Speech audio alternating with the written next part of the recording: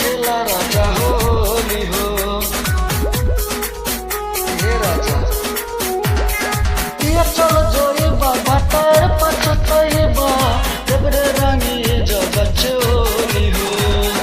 रोबा सुर तो दिया रंग तने धद राजा गर्दा पूरा जाई मोरे राजा रंग डाली न भितरिया चचन जवन सुनी मोर राजा रंग डाली न भितरिया चचन जवन सुनी मोर राजा रंग डाली न भितरिया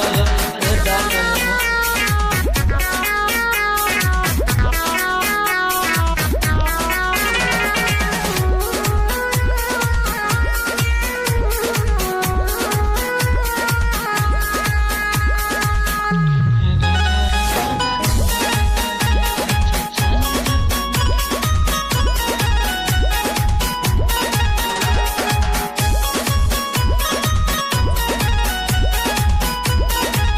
राजा खोल दन साड़िया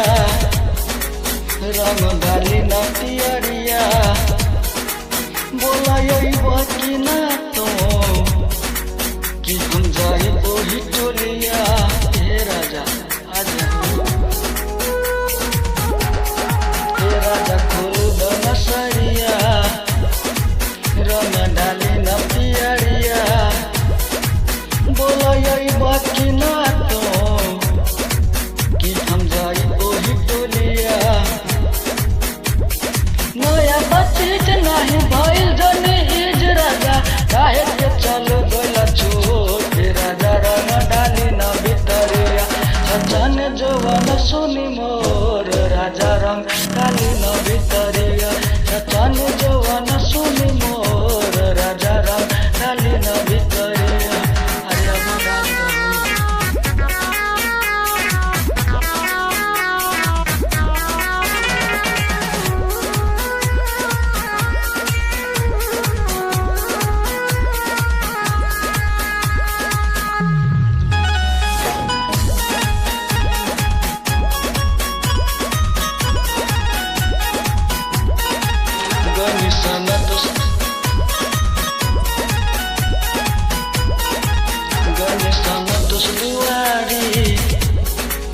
रंग देले पूरा सारी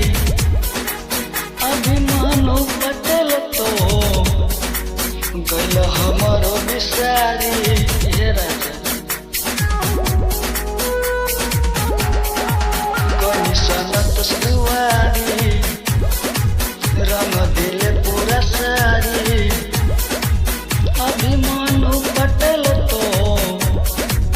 गल हमारो बिसारी